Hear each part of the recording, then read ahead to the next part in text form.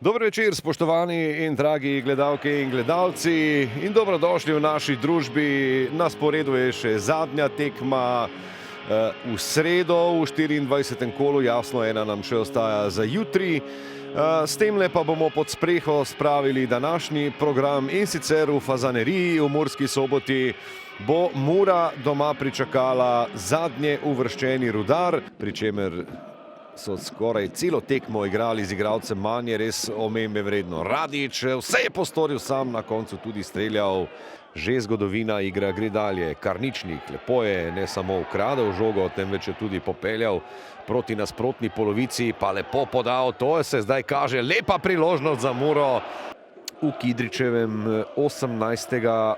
marca. Potem pa 8. aprila še povratna v Fazaneriji. Radić je prišel do prostora. In le malo konkretnih situacij v napadu pri enih in drugih. Žižek, zdaj dobra podaja proti Karničniku, ki bo... Kakšen gol Žana Karničnika! No, nogometaši pa zdaj dejansko, kot da bi se hoteli nekako, kot da bi z vrhunskimi mojstrovinami želeli opozoriti, da so bili remiji v prejšnjem kolu le na ključje.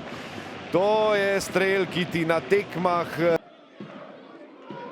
Kako sta zdaj le trčila tule Šturm in kdo zdaj tam obležal na tleh, ampak v tem trenutku so pomembnejše stvari. Izenačenje!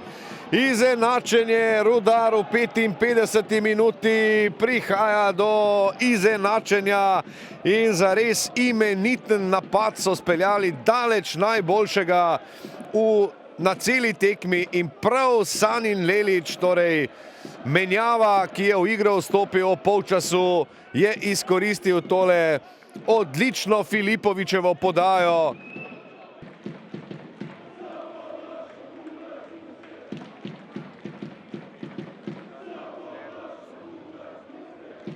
Izredno trdo, težko, zahtevno srečanje iz prostega razloga, ker je nasprotnik prišel sem se samo braniti, izkoristil eno svojo kontro v 90 minutah, tako da so prišli do tega zadetka.